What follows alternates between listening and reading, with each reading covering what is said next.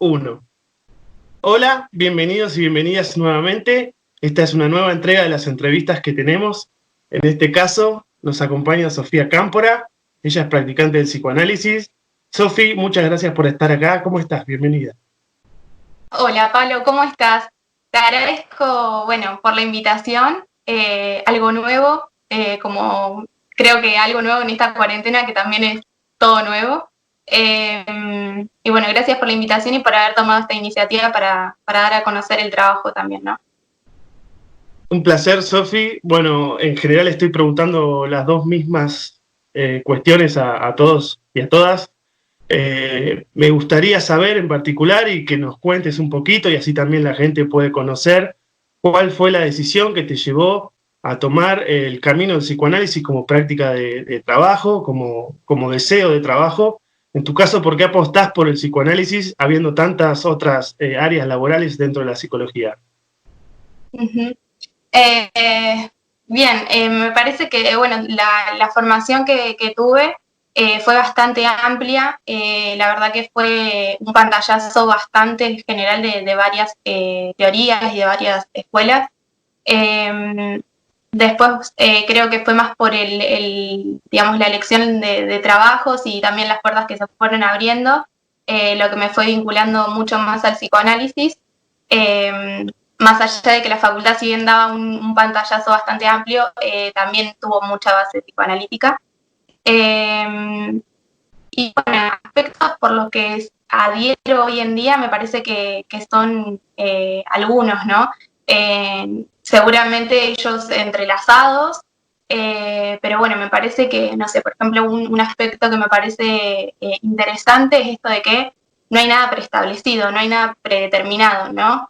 En esto de que ante una situación no hay una respuesta única y creo que no hay una respuesta, que eso también tiene de interesante el psicoanálisis, que me gusta pensarlo en esto de por ahí de que tiene no una respuesta, sino generar interrogantes, generar preguntas. Y esto lleva a distintos aspectos, porque por ahí está más ligado a lo que estamos haciendo en este momento, posibilidad de intercambios, de pensar, de reflexionar, los espacios de formación también. Me parece que también está ligado a esto de al no haber una respuesta, permite esto de la creatividad, de poder pensar el caso por caso, que esto capaz tiene vínculo con lo que venían hablando capaz en las otras entrevistas, tanto Gustavo como Luis, en esto de la singularidad, de que el psicoanálisis permite e intenta rescatar lo más singular de cada uno, lo particular, digamos, ¿no? Esto también me resulta interesante. Por otro lado, creo que también es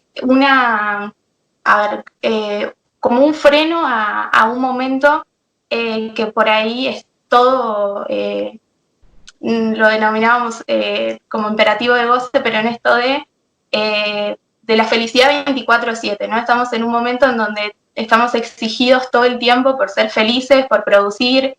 Las redes sociales imponen un poco esto también, y cómo el psicoanálisis le permite poner un freno y dar lugar, me parece, a lo más propio del sujeto en esto de entender que no podemos con todo, de que no todo es posible, en esto un poco retomando el título que le pusiste a las entrevistas, en esto de que estamos todos fallados, como que da un lugar a esto, y que aloja eso, que escucha y que se trabaja. Y por otro lado también el hecho de pensar el psicoanálisis y en la práctica, digamos, lo que tiene que ver también con el vínculo, ¿no?, que se genera. No hay algo, como decía, predeterminado, no es que un paciente llega y uno tiene una receta a seguir, todo lo contrario. Y me parece que lo interesante también es todo lo que se genera en ese espacio a través de ese vínculo, lo que podemos llamar transferencia. Me parece como que, son muchos aspectos, pero que se entrelazan y tienen relación, que es el motivo por el cual por ahí elijo el psicoanálisis y adhiero al psicoanálisis, ¿no? Bueno, muy interesante el recorrido que estás haciendo de por qué tu elección, ¿no? Desde tu formación en la facultad hasta empezar a trabajar. este aspecto que vos nombrás de la transferencia también me parece que es muy importante seguir insistiendo sobre ello. E incluso me hiciste pensar que por ahí cuando insistimos mucho sobre la singularidad de cada uno de los sujetos, también podríamos empezar a nombrar que también hay singularidad o hay respuestas distintas en función de un mismo síntoma o de un mismo grupo de síntomas.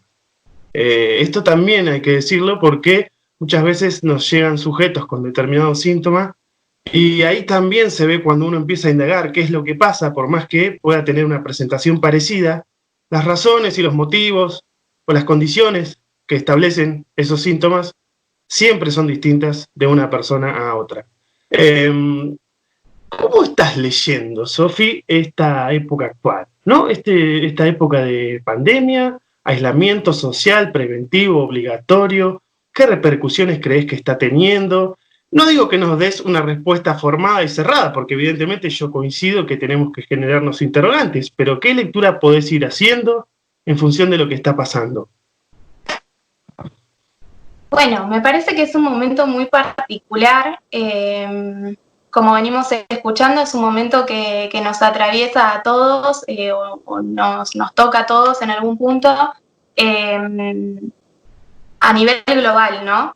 Sin embargo, me parece en esta línea de la singularidad y demás, me parece importante rescatar que cada uno lo está viviendo digamos, a su manera. No solo por cómo lo está viviendo a este momento, sino también de cómo nos encontró. Creo que a todos nos encontró de una manera diferente, con recursos diferentes, y también esto cómo se va jugando, ¿no? Hay una visibilización muy grande de la desigualdad también, entonces hay preocupaciones que se juegan para cada uno diferentes, temores que se juegan de manera diferentes, y posibilidades también, ¿no? Porque me parece que también hubieron casos, por ahí de lo que estoy escuchando, la posibilidad de, por ahí familias que tuvieron más tiempo de pasar juntos, de compartir más momentos, poner un freno, digamos, una pausa a todas las actividades y la rutina que tenían en lo cotidiano, pero bueno, sin dejar de ver que cada uno lo está viendo de manera particular, y en algún punto que algunas familias o algunos sujetos, algunas personas lo están llevando digamos, lo mejor posible, no hay otras que por ahí lo están padeciendo o están teniendo, como decía, distintas preocupaciones, distintos temores, ¿no? Me parece interesante eso. Por otro lado, en esto de generar preguntas y de pensar diferentes situaciones, empecé a ver, digamos, esto y me empiezo a preguntar en relación a las pantallas, cómo digamos, toda la vida pasa hoy a través de la pantalla, ¿no? Cómo hay una modificación en relación a eso, como pregunta sin respuesta, ¿no? Si eso tendrá efectos después, digamos, a posterior. Digo esto porque me empecé a ver cómo al principio uno podía mantener el contacto con el afuera a través de la pantalla, de a poquito empezó a sumarse el trabajo, la escuela, cualquier tipo de formación, porque los cursos online empezaron como a hacer furor y a tomar un protagonismo muy fuerte. Y empecé a notar en algún punto esto de cómo por ahí había una imagen en una red social que leí el otro día que hablaba de algo así como que de tantas obligaciones que pasan por la pantalla, uno ya es como que en ese momento recreativo que antes tenía esa función, hoy queda totalmente desplazado y hasta resignando, porque hablaba de esto de extrañar a la gente que quería en silencio, ¿no? Entonces, ¿cómo queda por fuera cuando toda la vida pasó a estar dentro de esa pantalla? Para los que tienen una pantalla o un dispositivo, ¿no? Por ese lado, después esto de preguntarme sobre el espacio, así como todo pasó por la pantalla, hoy todo pasa dentro de casa. Como que la afuera hizo una invasión de la casa, el trabajo es en la casa, la escuela es en la casa, también que se genera ahí. Me parece que es muy difícil poder separar, porque es como que uno está, no sé, capaz cocinando y al mismo tiempo viendo una llamada. cómo se juega esto, ¿no? De poder separar y de cortar también y de limitar los tiempos y demás. Y después en relación, por ahí lo pensaba más en niños y adolescentes. En niños, más que nada, esto de preguntarme qué pasa con el contacto, digamos, entre ellos, ¿no? En esto de no ir a la escuela y demás, cómo estarán manteniendo esos vínculos. Por ahí sí es a través de las pantallas, buenísimo, pero qué pasa en aquellos que no tienen este recurso. Por otro lado, también el tema de los adolescentes en esto de una época que capaz uno espera separarse de las familias de los padres y poder ir buscando identidades y demás, y la vida social, el peso importante que tiene, cómo hoy está totalmente condicionado, ¿no? Y está las 24 horas adentro de sus casas, con sus papás, con sus familias o con quien está al cuidado de ellos, ¿no? Me parece también como puntos interesantes como abrir para la reflexión. Sí, voy a tomar este término que vos decís de la invasión, me parece muy certero, muy preciso. Y qué efectos, claro, esta invasión que estamos atravesando hoy, porque nosotros nos tenemos que incluir, claramente no estamos por fuera de ello, y los efectos a posteriori, ¿no? Y después es muy interesante esto que vos ubicás, esto es algo novedoso para las entrevistas de, bueno, justamente, adolescentes que en teoría se espera que de manera saludable puedan ir despacio construyendo sus identificaciones por fuera de la familia, en determinada época o en determinada edad. Hoy eso está de alguna manera cercenado, así que eso también es muy interesante como para poder ver qué efectos vamos a encontrar luego de esto. Que probablemente se extienda, no lo sabemos, pero bueno, habrá que estar preparado para ver qué es lo que nos llega como demanda, ¿no? Porque también esto es una posibilidad para pensar, para luego ver qué nos va a llegar a nosotros como analistas y a las nuevas demandas. Yo estuve pensando mucho estos días que es posible que esta época arroje como resultado, entre otras cosas, quizá nuevas demandas específicas, únicas, que antes no teníamos. Y tampoco sé cuál es el alcance que puede llegar a tener esas nuevas demandas si esto llega a ser así.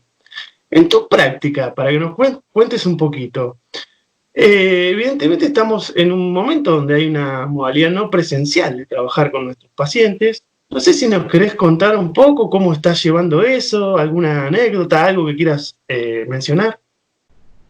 Sí, a ver, en principio fue la novedad, ¿no? Nos encontramos todos en esto del aislamiento, algo nuevo, y también con la pregunta de qué hacer, digamos, como profesional, que esto bueno, no puedo ir al consultorio, cómo seguir con la práctica clínica. Fue un interrogante, ¿no? Al principio tomé la decisión de comunicarme digamos, con cada uno de mis pacientes, contarles que, bueno, ante la situación conocida, no era posible continuar digamos, en el espacio presencial, ¿no? Pero siempre quedando a disposición y demás. Me pasó que los primeros días y las primeras semanas no hubo demanda, ¿no? Yo había quedado a disposición y demás y parecía que todo iba bien. Sin embargo, después de cuando extendieron por primera vez la cuarentena y esta medida del aislamiento, ahí empezó a producirse otra cosa, ¿no? Empecé a recibir mensajes o llamados por ahí solicitando un espacio de escucha. Más allá de la continuidad era poder hablar un poco de lo que venía pasando, lo que venían sintiendo. Me llamó mucho la atención en lo que es mi práctica, los adolescentes, por eso por ahí los tomé como, digamos, para pensar en ellos, porque la gran mayoría no, después de uno haber ofrecido el espacio virtual a través de una videollamada o una llamada, no aceptaron. Y me pareció muy interesante. Algunos hacían referencia a que no tienen privacidad en las casas como para poder hablar. Y otros que solamente decidieron esperar y bueno, retomar una vez que sea presencial. Con lo cual me llevó a pensar, porque era por ahí lo que el grupo que capaz yo tenía más expectativa de que iban a demandar, ¿no? Entonces, bueno, ahí me llevó a pensar de también esto.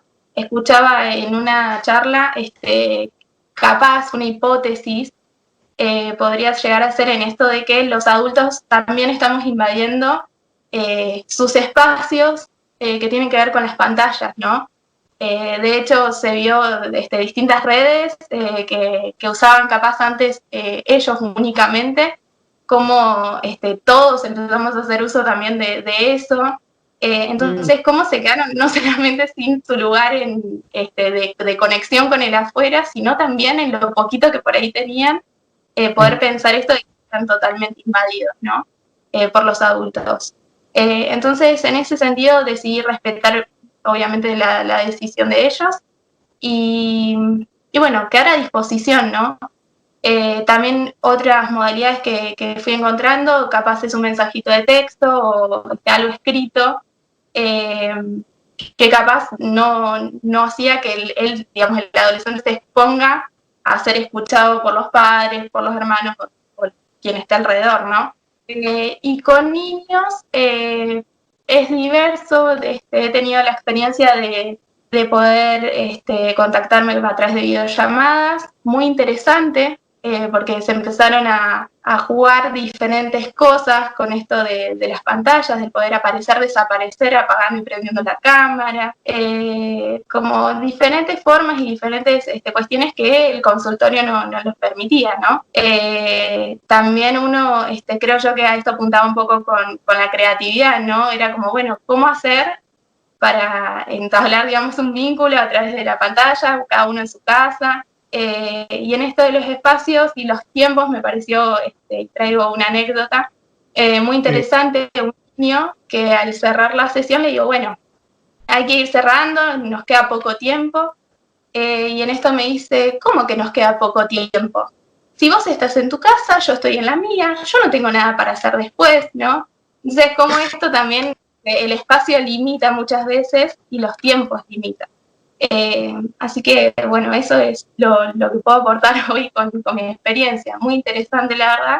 Y también tomando lo singular, pensando en el caso por caso, que si es conveniente una videollamada, una llamada, y respetando también si quieren continuar o no a través de estas nuevas modalidades. Claro, para mí es muy grato escucharte, tu anécdota con tu trabajo con niños. Bueno, yo no trabajo con niños en la clínica, yo con adolescentes y adultos sí, pero no con niños. Y muchas veces me había puesto a pensar, bueno, ¿qué pasa con la técnica del juego?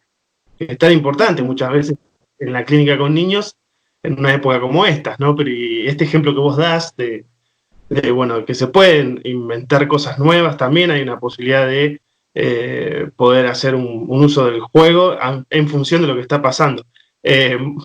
Muy tierno o muy tierna esa nena o ese nene que te dice, si total hay tiempo, bueno, es esa frescura que tienen los niños que es muy, muy, muy linda. Bueno, Sofía, estamos llegando a lo que tenemos pautado como para no hacer tan larga la entrevista. A mí me encanta cómo hablas, se nota que estás muy bien formada, a pesar de que sos muy joven, se nota que vos estás muy bien instruida, que te gusta lo que haces. Siempre es un gusto escucharte, te agradezco tu tiempo y bueno, que estés muy bien y a ver cuándo volvemos a los jueves de Ateneo presenciales. Muchas gracias por esto.